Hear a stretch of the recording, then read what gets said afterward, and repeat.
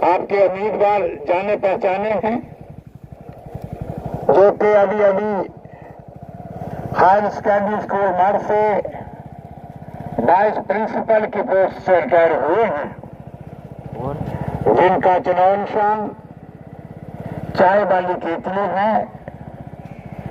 चाय वाली केतली पर मोहर लगा करके उनको ज्यादा से ज्यादा वोटों से कामयाब करें।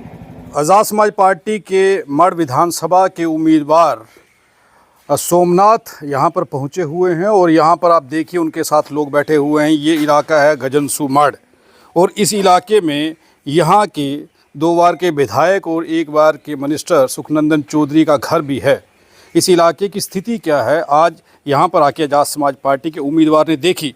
हम उनसे चर्चा करते हैं और गांव के लोगों से पूछते हैं कि कितनी तरक्की हुई है इस गांव की, क्योंकि भाजपा का दावा है विकास का और इस गांव को, जिस गांव से वो खुद हैं, उस गांव का विकास कितना हुआ है, इस विकास के बारे में थोड़ा जान लेते हैं। पहले आज़ाद समाज पार्टी के उम्मीदवार सोमनाथ जी से बात कर लेते हैं कि इस गाँव में आज वो आए हैं, ये भी जानेंगे।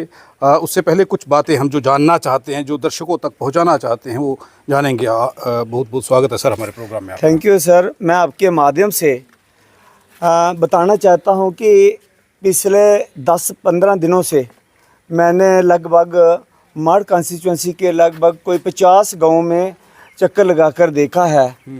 तो जो तभी पार का एरिया है, वहाँ पर गलियों की हालत तो ख़राब है ही है, लेकिन वहाँ पर रोड की भी हालत बहुत ख़राब है, जिससे मैंने वहाँ के लोगों से पूछा कि हर दिन कोई ना कोई जो है वो रात के समय एक्सीडेंट होते रहते हैं।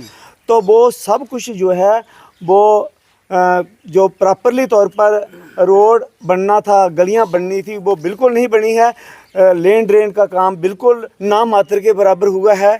वहाँ के कुछ मैंने नौजवान बच्चों से भी बात की, तो उन्होंने कहा कि अब हम पढ़कर ग्रेजुएशन, पोस्ट ग्रेजुएशन करके घर पर बैठे हुए हैं।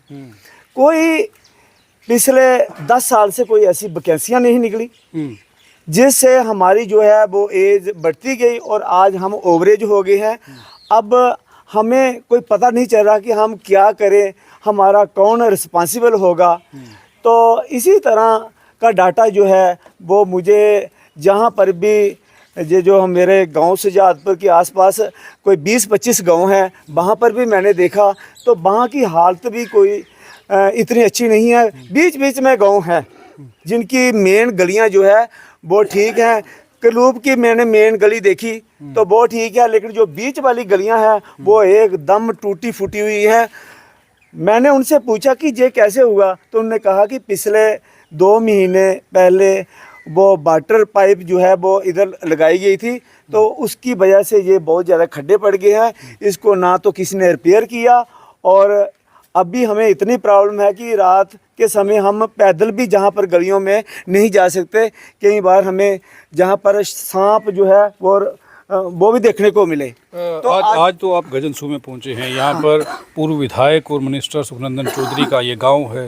इस गांव की स्थिति कैसी देखी आपने? इस गांव के हालात कैसे हैं और ये लोग जो हैं इनसे भी बात करेंगे हम। हाँ, तो सर मैंने बस स्टॉप से लेकर जो मेन गली के पीछे गली वाली रोड है, वहाँ पर मैंने वो छोटी छोटी ड्रेन है, तो लोगों ने तो मटेरियल लगाया हुआ है क्योंकि कंस्ट्रक्शन अपने घर के लिए करते हैं, लेकिन जो छोटी छोटी नालियाँ बनी हुई है वहाँ पर पानी जमा हुआ है। पानी का निकास जो है वो कहीं पर भी मुझे नहीं मिला कि एक साइड तो पानी का निकास होना ही चाहिए था।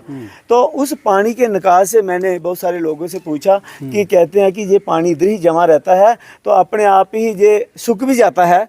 तो अभी जो मैंने देखा वो छोटी छोटी जो नालियाँ थी वो भरी हुई हैं और उनका साइज़ बहुत छोटा छोटा था, इसकी वजह से भी हो सकता है।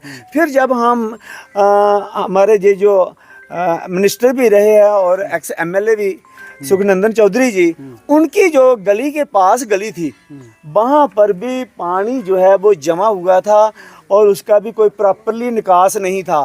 तो मेन जो गली है, एक मिनिस्टर और एमएलए जो 25 साल से बीजेपी सरकार में रहे हैं, तो उनकी जो गली है वो एकदम बढ़िया होनी चाहिए थी, क्योंकि वहाँ लोगों का आना जाना रहता था।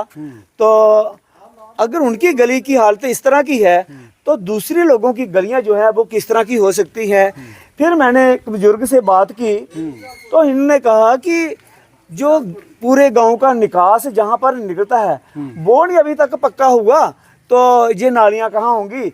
तो उनकी ये जो गली हमने देखी है जिसमें पानी का निकास बाहर को जाना था वो नाला एकदम से कच्चा है, एक साइड उसकी पक्की हुई है लेकिन वो भी उन लोगों ने करवाई है जिनके उधर घर हैं, दूसरी साइड तो बिल्कुल उसकी कच्ची है और उसके बाद भी आगे तक जो है उसका निकास नहीं है। भाजपा तो विकास के नाम पर वोट मांग रही है, विकास सब देख रहे हैं, विकास के बारे में जान लेंगे।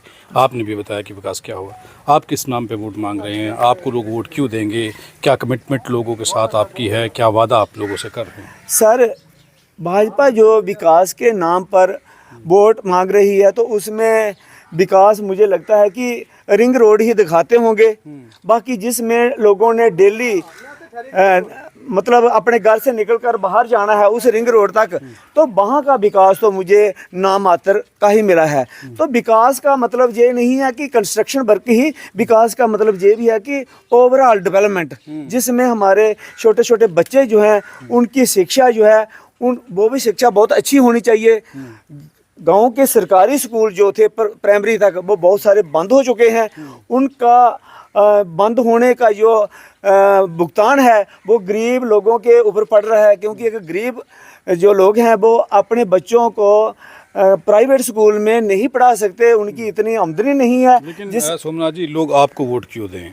अब यहाँ पर अलग अलग उम्मीदवार हैं, आप भी उन उम्मीदवारों में से एक उम्मीदवार हैं, लेकिन आज़ाद समाज पार्टी को और ख़ासकर सोमनाथ को लोग वोट क्यों देंगे? वोट किस मकसद से लोग आपको देंगे और आप उनके लिए क्या कर सकते हैं? सबसे पहले सर मैं आपके माध्यम से अपने दर्शकों को बताना चाहता हूं कि शिक्षा आज के समय में क्या शिक्षा इतनी ज़रूरी है जितना हमें जीने के लिए अन्न खाना होता है। तो शिक्षा गरीब के बच्चे को भी चाहिए, अमीर के बच्चे को भी चाहिए। तो शिक्षा जो है वो एकदम फ्री होनी चाहिए। आज शिक्षा जो है वो इतनी महंगी हो गई है कि प्राइवेट स्कूलों में बच्चों को भेजना पड़ रहा है, क्योंकि प्राइमरी स्कूल जो है वो ज़्यादातर बंद हो गए हैं। तो अगर मैं एज ए MLA जीत कर इन लोगों ने मुझे भेजा तो सबसे पहले जो बंद हुए स्कूल हैं वो मैं खुलवाऊंगा। जितने भी टीचर दाएं बाएं एडजस्ट किए गए हैं उनको मैं उनकी जगह पर भेजूंगा। दूसरा, जहाँ तक कॉलेजों के एडमिशन की बात है वो आज 10-10 हज़ार रुपये जो है वो एडमिशन फ़ीस है। वहाँ पर सैकड़ों में यानी कि 200-300 रुपया एडमिशन फ़ीस होनी चाहिए जो सरकारी कागज लगते हैं। बाकी की जो फ़ीस है वो बच्चों को फ्री होनी चाहिए। प्रोफेशनल जो बच्चे पढ़ाई कर रहे हैं जैसे B.Ed है, या किसी ने कोई वो B.Tech कर रहा है, कोई डेंटल की डिग्री कर रहा है, तो ये प्रोफेशनल कॉलेजों में जो इतनी ज़्यादा फ़ीस है जो एक गरीब और मिडिल क्लास का परिवार नहीं पे कर सकता है। मैं अगर पावर में आया तो मैं वो फ़ीस जो है वो एकदम जेन्युइन फ़ीस जो होनी चाहिए वो मैं करूँगा। तो बाकी रही बात बेरोज़गारी की, वो आज बहुत ज़्यादा है, क्योंकि उसकी भी ओवरऑल जो डेवलपमेंट जिसकी बात करते हैं तो आज बेरोज़गारी की समस्या हर जगह पर है। बच्चे पढ़ लिख कर जो है वो घर पर बैठे हैं, माता पिता के सिर पर वो एक बोझ बना हुआ है और वो बच्चे कोई काम भी नहीं कर सकते।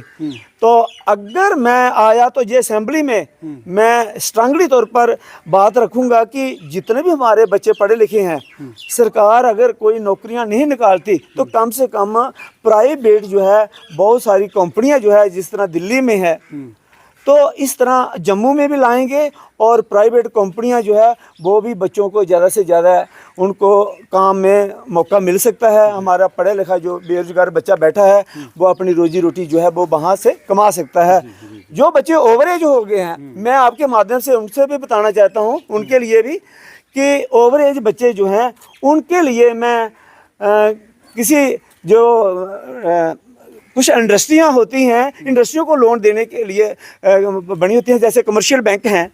तो जो बड़े बड़े बैंक हैं, स्टेट फाइनेंस कॉरपोरेशन जैसे इंस्टीट्यूशन हैं, वहाँ पर 0 रेट ऑफ इंटरेस्ट पर लोन मिलता है। तो उन जो ओवरेज बच्चे हुए हैं मैं उनको कमर्शियल बैंक से, जहाँ जो बड़े बड़े बैंक हैं जिसमें बहुत नाम मात्र का रेट ऑफ इंटरेस्ट लगता है, उनको मैं लाखों रुपए का लोन जो है वो दिलवाने की कोशिश करूँगा। और वो बच्चे जो हैं जो ओवर एज हो गए हैं वो भी अपनी कोई ना कोई प्रोजेक्ट शुरू करेंगे ताकि उनका अपना भी रोजी रोटी चले और दूसरों को भी वो रोजी रोटी का वो साधन बने। जी, बहुत बहुत धन्यवाद सोमनाथ जी हमारे साथ बात करने के लिए। सबसे बड़ी बात इन्होंने कही है कि अगर ये जीत करके आते हैं, ये अपने इलाके के लोगों के लिए रोज़गार का बंदोबस्त करेंगे, इलाके के डेवलपमेंट की एक जिम्मेवारी इन्होंने ली है कि इलाका तभी खूबसूरत होता है जब वहाँ के विधायक के दिमाग में उस इलाके को खूबसूरत बनाने का जो कोई प्लान हो या फिर वो चाहता हो कि इलाका खूबसूरत हो। तो इलाके के डेवलपमेंट और ओवरेज हुए बच्चों के लिए जो स्कीमें ये लेकर के आएंगे, अगर ये जीतते हैं, ये इनका दावा है।